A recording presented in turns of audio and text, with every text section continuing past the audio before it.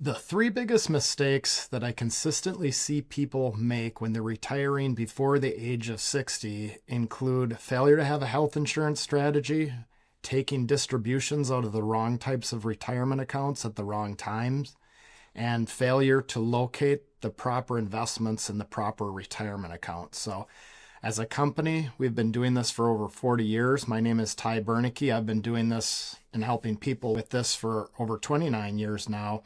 And I'm going to be going over each of these today. So mistake number one, many people who are going to be retiring before the age of 65 will go either on Affordable Care Act insurance or a state-sponsored version of Affordable Care Act insurance if they don't have health insurance provided to them from a previous employer between when they retire and the age of 65 when Medicare kicks in.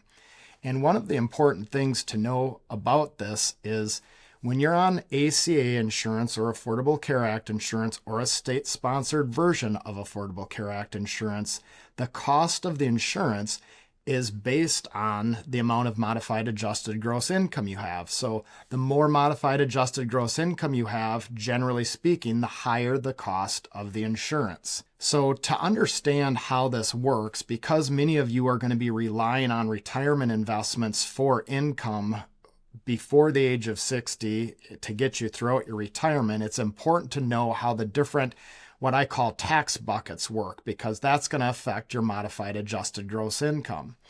So imagine for a second if you had to take all the different investments that you have and you have to place those investments into one of three buckets. There's the tax deferred bucket, which would include things like IRAs, 401ks, 403b plans, and 457 deferred compensation plans.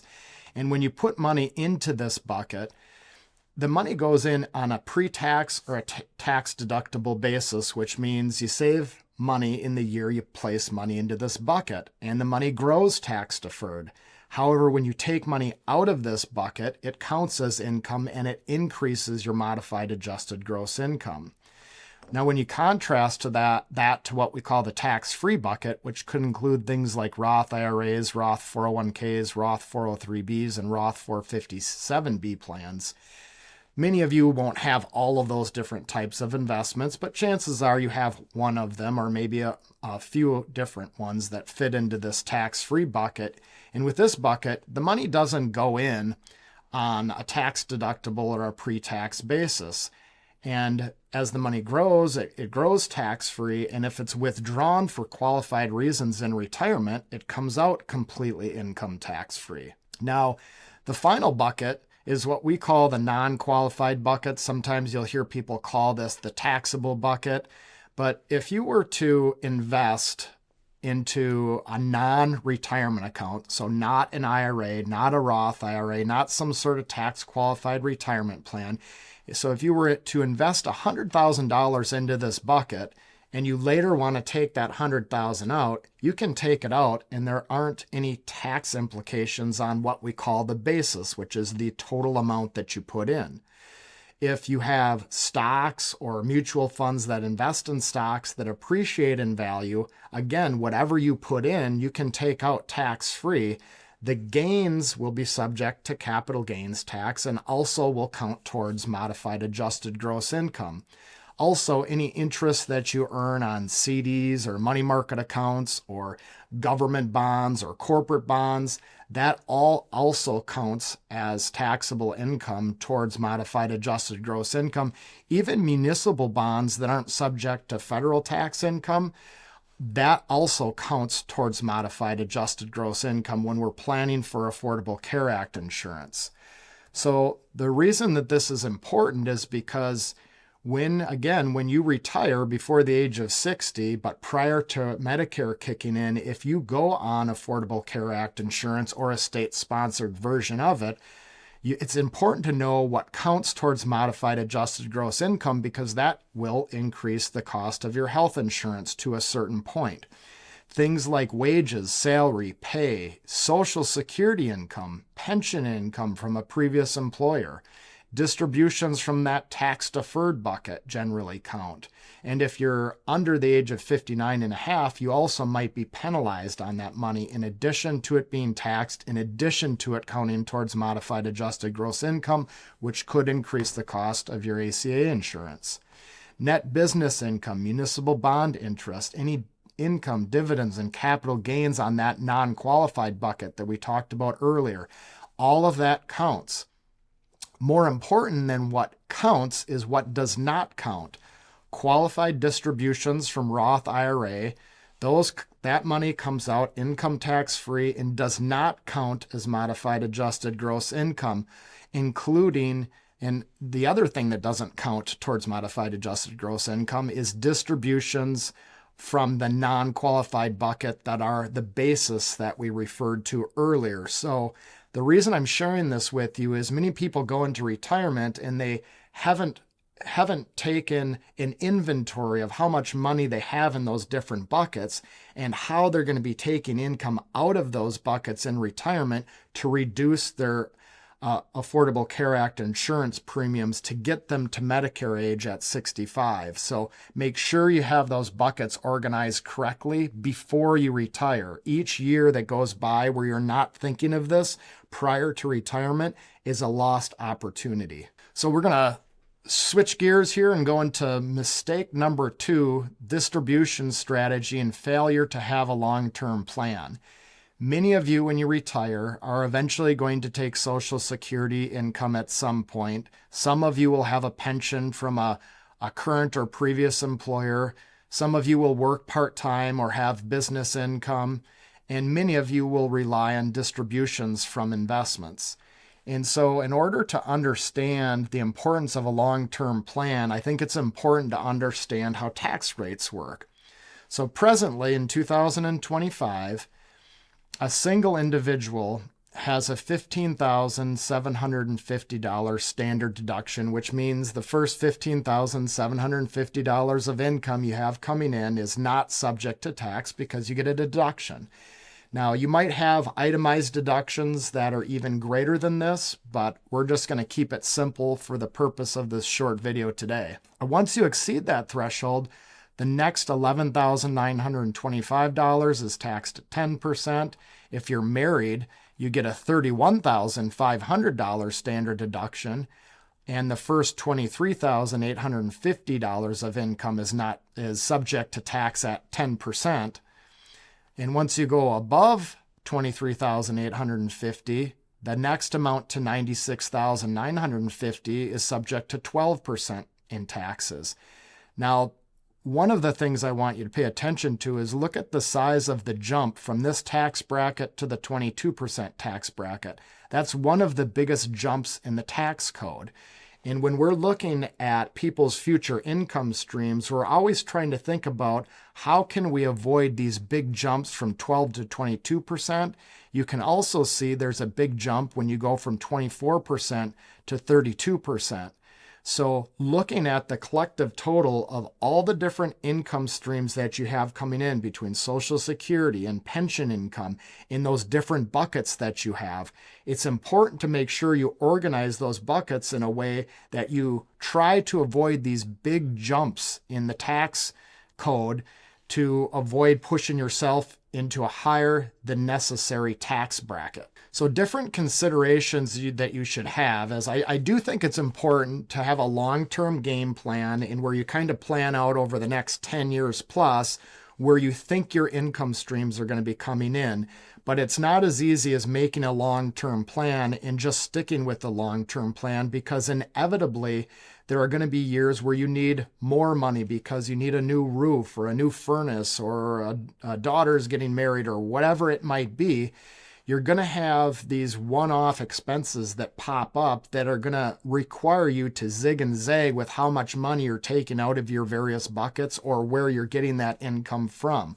So every year you should be looking at how much income do I think I'm going to need this year, and where am I going to pull that income from to avoid those big jumps in the tax code that we just had mentioned with the various tax brackets. making sure that you have a plan for your ACA health insurance costs and how you're going to pay for them if you need ACA insurance prior to age 65. Another thing that's very important to consider, once you get 2 years before Medicare kicking in at age 65, you have to start thinking about something called IRMAA. So IRMAA means essentially that if you exceed $106,000 as a single individual or $212,000 as a married couple, and you're filing as a married couple, once you hit those thresholds and beyond, the cost of your Medicare is going to go up. So a lot of times we'll try to avoid that from happening. It doesn't always make sense to do it, and there's a lot of people that can't do it, but if you're in that situation, you want to be conscientious of it because you have to start considering it before Medicare even kicks in at 65. So the decisions you make at 63 will ultimately affect what you're paying for Medicare 2 years down the road and beyond. Again, like I mentioned before, upcoming one-off expenses, always making sure that you're thinking in advance of the next year on what you think you'll need to make sure that if you need to get a little extra money out this year and you can do that and avoid pushing yourself into a higher tax bracket, that could be very advantageous. And of course, making sure that you're looking at ongoing tax law changes. Again, this is why we like to make a long-term game plan, but have to look at each year independently because tax laws can change like that, and we have to account for that with where you're getting your distributions to minimize the taxes associated with that. A big thing that you also have to think about is required minimum distributions. Depending on your age today, you're going to have required minimum distributions that likely start either at 73 years old or 75 years old.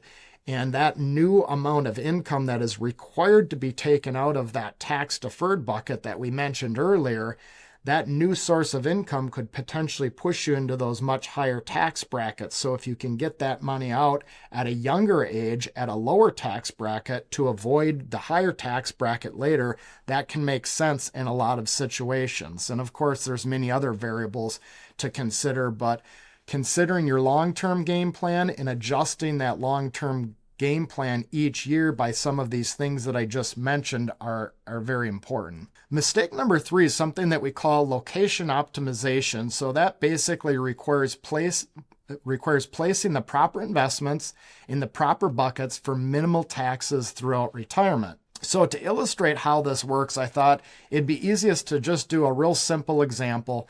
Again, we have somebody that has a $2 million portfolio, and for simplicity, we're going to assume that this person has $1 million in the tax-deferred bucket. We'll just consider it all invested in an IRA, $1 million in the tax-free bucket, or what we call the tax-free bucket, and we'll assume that's invested in a Roth IRA for simplicity. And for this example, I'm going to assume that stocks grow at an average rate of 9% per year. Bonds grow at 4% per year. We're going to assume a 10-year time horizon just so we have something to go on. And we're going to assume that this investor just wants to have 50% in stocks, 50% in bonds, because that's what their risk tolerance dictates. So in this example, $1 million in an IRA, $1 million in a Roth IRA, 50% invested in stocks and 50% in bonds. And on the left side here, we're going to assume that they go 50-50 on the IRA, 50% stocks and 50% bonds in the Roth IRA. And you can see with the different, over a 10-year time horizon, assuming a 9% growth in stocks, 4% in bonds, both buckets grow to a little over 1.9 million because they're invested identically. The total at the end of 10 years would be a $3.8 million between the two buckets. And again, I realize this is a very simplistic example, but it'll illustrate the point I'm trying to get everybody to understand. So that's one example. If we go over here, I only changed one thing. I still have them at a 50-50 overall allocation, but the IRA we assumed is 100% invested into bonds. The Roth IRA I assumed is 100% invested into stocks. So they still have half their money invested in stocks, half their money invested into bonds, just like this example on the left-hand side. The difference is that because the bonds grew at 4%, which most people would assume bonds over a long period of time, on average, tend to grow less than stocks. That would grow to $1.48 million, over $400,000 less than the example on the left here in the tax-deferred bucket. The tax-free bucket grew to a little over $2.3 million, which is a little over $400,000 in the tax-free bucket. They still have the same amount of money because it's the same allocation, 50% stocks, 50% bonds, but they have significantly more in the tax-free bucket and significantly less in the bucket that they're gonna have to pay taxes on at 100% of what they take out. They're gonna have to, all that money when it comes out is gonna be subject to tax at whatever tax bracket they're at. So having $400,000 more in a tax-free bucket and a little over $400,000 less in the bucket that's going to be taxed is obviously a big boost for this particular example. So making sure you locate the right investments in the right buckets can dramatically decrease your overall tax burden throughout your retirement. So locate the investments in the right buckets. So with everything that we went over today, between making sure you take care of Affordable Care Act insurance, if that's going to be a thing for you, making sure that you have a long-term distribution strategy and you adjust it annually, and making sure that you locate the proper investments in the proper buckets. All of those things are where we see people make a lot of mistakes, and it's relatively simple to work with a professional to get that organized. And even if you do this on your own, I'm hoping that you got some good information on our short video today. But if you do have questions on this and you want to talk with a certified financial planner, you can set up a 15-minute meeting by going to Bernicke.com or clicking the link that we provided to you in this video. Again, I hope you got some good information. I'm Ty Bernicke from Bernicke Wealth Management. Thank you for your time.